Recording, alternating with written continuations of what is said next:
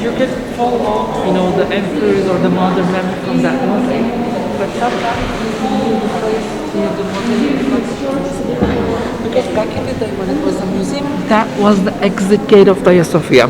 So after the visiting of Hagia Sophia, people they used to go outside through that gate, and then every time they used to say, I think there is something.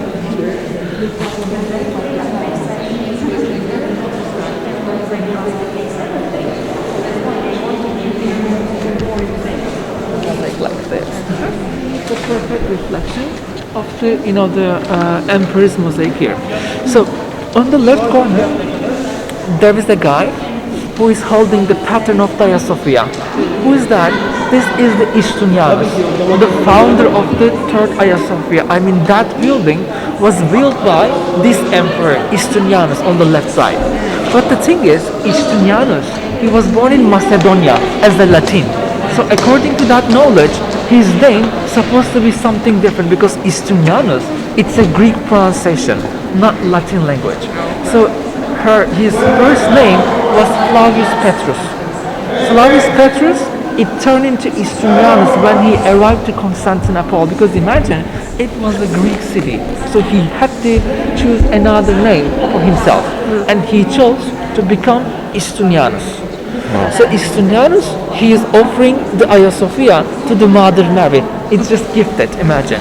On the right side, there is another emperor, we say Constantine, the founder of the city. I mean, that city just established by this great Constantine. So on the right side, the first Constantine Basileus, he is offering the pattern of the Constantinople to the Mother Mary. So based on that information, I mean based on the mosaics, this is the city of the Mother Mary, not the Jesus Christ. But have you heard about the meaning of the Hagia Sophia? What does it mean, Hagia Sophia? Aya is to the moon. What they mean? To the moon. Doesn't it mean to the moon, Aya? Not in Turkish. But you're right. How do you know Aya to the moon? I've been here. Okay. Short Yeah. Is it do with holy? Holy, yes, you're right. Wisdom? Holy something? Holy wisdom. Yes, Holy you're wisdom, right. yes, I said okay. it, wisdom. Okay. Hagia Sophia. The sound of the meaning, sounds like, like Aya, like a Turkish. But the thing is, Hagia Sophia, it's kind of like a Greek, the pronunciation. Back in the day, the Justinian, he loved the explanation of, the Jesus Christ on the New Testament. Because the disciples, he mentioned about, the Jesus as God's wisdom. So, in the 6th century, Justinian, he was looking for another name for the Hagia Sophia. Because for the first and the second one, people, they used to call the building as Megale Ecclesia. which means Grand Cathedral. So people who know French, Spanish, they can predict the, the meaning, because Ecclesia is the same in the Spanish or French as well.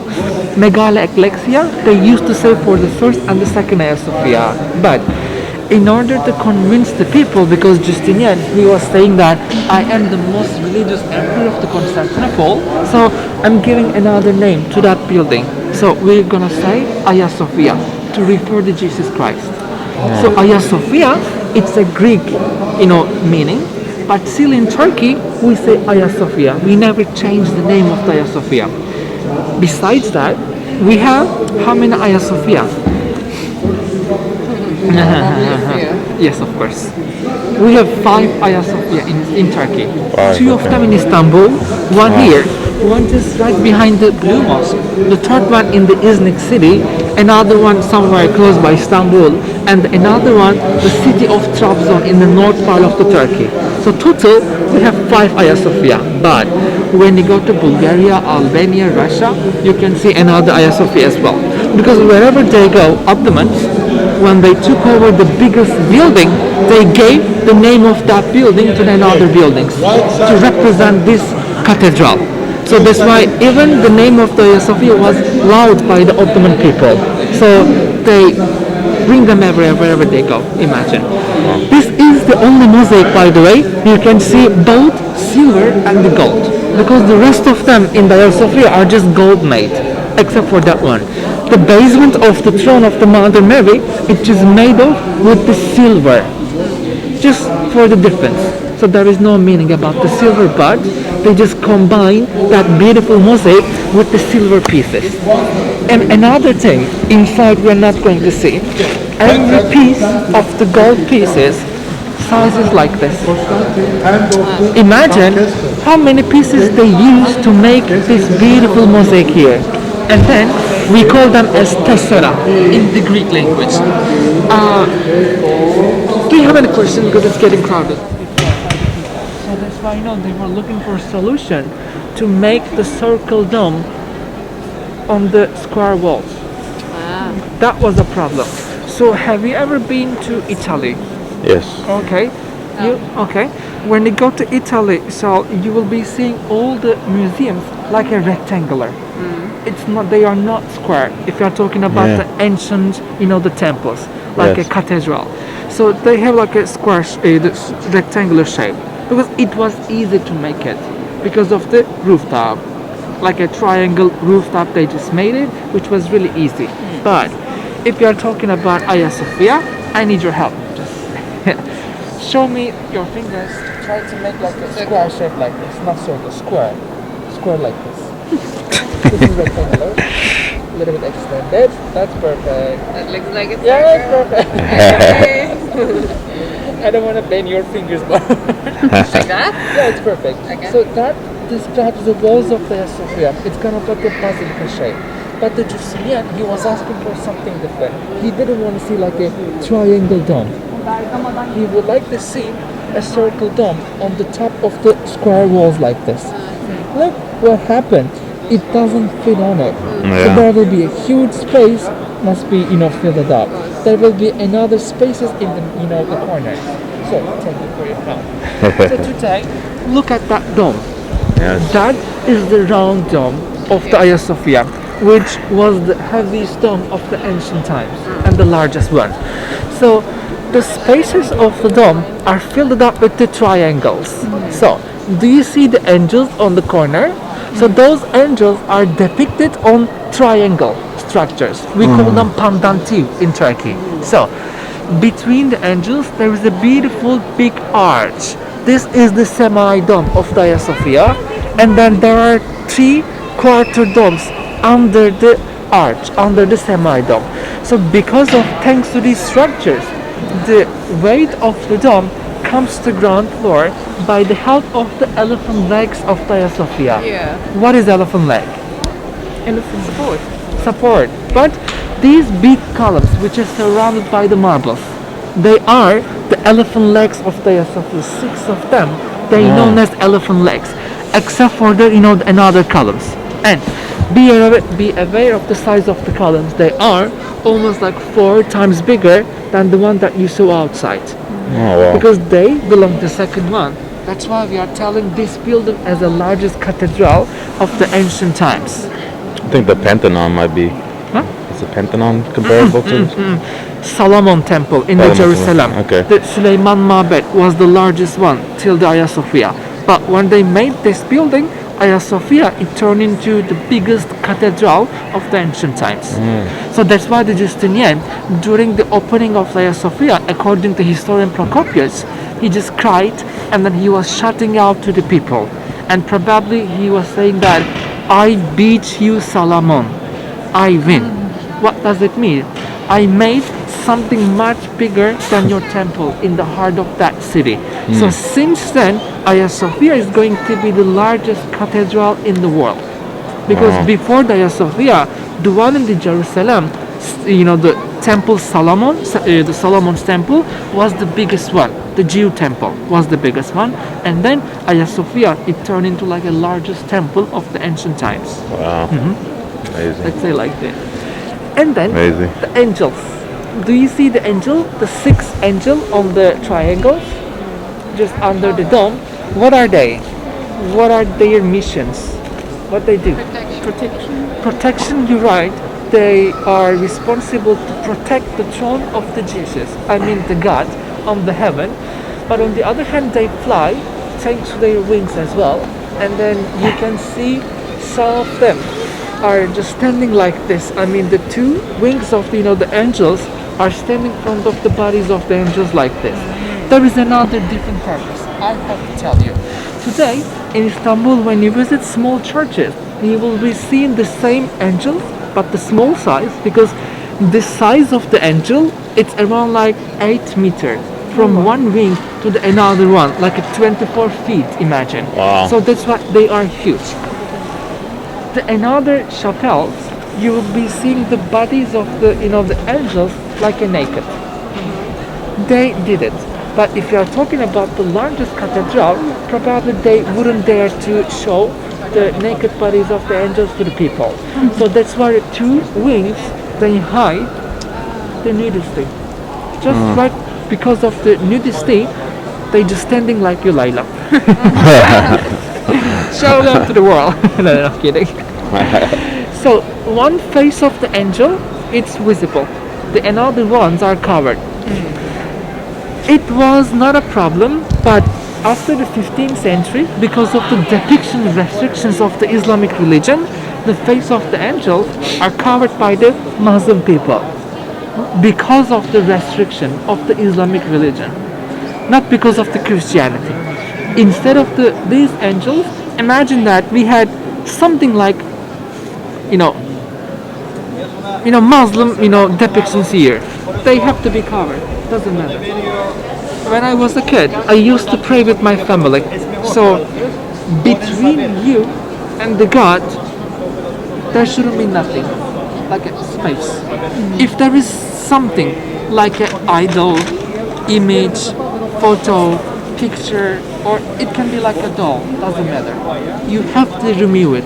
Otherwise, you're gonna worship that thing between you and the God. So that's why you have to cover the face of the angels like this, and they did it. Second reason, and the less known, is humid of the Istanbul. I mean, when you come here on summer, sticky. You feel like sticky because of the Bosphorus. When the salt evaporates from the water, every museum in that city is gonna be so humid, and humid can destroy the frescoes. Those frescoes are getting faded by the time and by the humid. So because of that reason, the face of the angels are covered with the golden stars like this. Oh, wow. Why? One of them is visible. So they just try to preserve the faces? Perfect. Or is it purposefully there from the start? It's a good answer. Why On is the this oth- visible? Is that the question? Like, Yeah, I mean, why that one of the face of the angels are visible like this, the other ones are covered. I don't know. Imagine, It's prettier than the others. yeah, it's not the prettier than the others, but imagine we just finished our, the visit in Hagia Sophia, and then we are going outside. During the tour, some of you probably were going to ask me that. Thing is, we've seen the angels, but where were their, faces? What happened? So you will have a question in your mind. Probably they'll destroy it. You're gonna say like this. So to prove to the people, like an evidence, they decided to take one of the the golden stars from the face of the angels, and then they are trying to to prove to people that we didn't destroy it. We just covered them up because of the depiction restrictions. So it's been visible since 2009. Maybe the COVID's gonna go. No. Sometimes regularly they try to renovate it. But because of the mosque situation, right now there will be no reconstruction in Hagia Sophia, which is dangerous. Because in that building, it's like a, ill person. I mean, some unhealthy, the person you may imagine. It might be renovated. Okay, so let's get out of here. Are we allowed to walk up there? Not that time, because when it was a museum, we were allowed to go upstairs. But imagine the mosaics are here, like in the apse of Hagia Sophia above. Okay. But in the upper gallery of the building, all the mosaics are located on the bottom part of the marbles. So if someone wants to touch the Jesus, Mother Mary, disciples, or the Father something, so they can. Imagine the bodies, the half of the bodies of the people are already gone. Do you know the reason? Some people, they dare to touch the mosaics and they love it. They took some small souvenirs from the mosaics of Hagia Sophia and then they gone. So after that decision, the last April, me and my colleagues, we made some protest in front of Hagia Sophia to convince the government about the upstairs. And they just convinced by our protest, and then they, right now, are not allowing people to go upstairs, which is a good thing. Otherwise, I knew that it's going to be it was going to be the same thing again. Yeah. Another beautiful thing from that part, the altar of the church. Do you see the curtains are hanged above the altar? So behind the curtains, we have Mother Mary, Jesus Christ, they together sitting on the throne. Right and the left side, we have the archangel, like a Gabriel. The Christian mosaics are surrounded by the round calligraphies. We call them as calligraphy. We have 8. The one on the right side, the first one, it is the name of the God, Allah Celali Celil. On the left side, you can see the name of the Prophet Muhammad sallallahu alaihi wasallam. On the elephant legs of Hagia Sophia, you can see the companions of the Prophet Muhammad as Abu Ali, Abu Bakr, Osman, Umar, and then the 2 of them here, they are the grandsons of the Prophet Muhammad, Hassan and Hussein. So, Hagia Sophia, as I told you before, is the only place in the entire world that you can see 2 different religions in one point. When you take a picture, you will be seeing both Christianity and Islam in the same frame. So that's why people, they admire.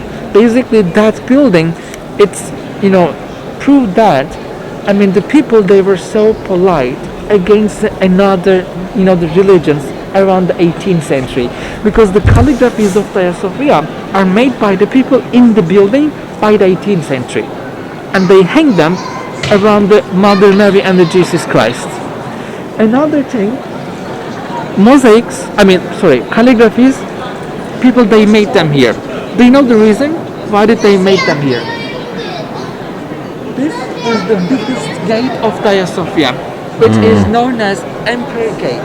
Imagine all the emperors, just the emperors, and the church to use that gate. Look at the gate.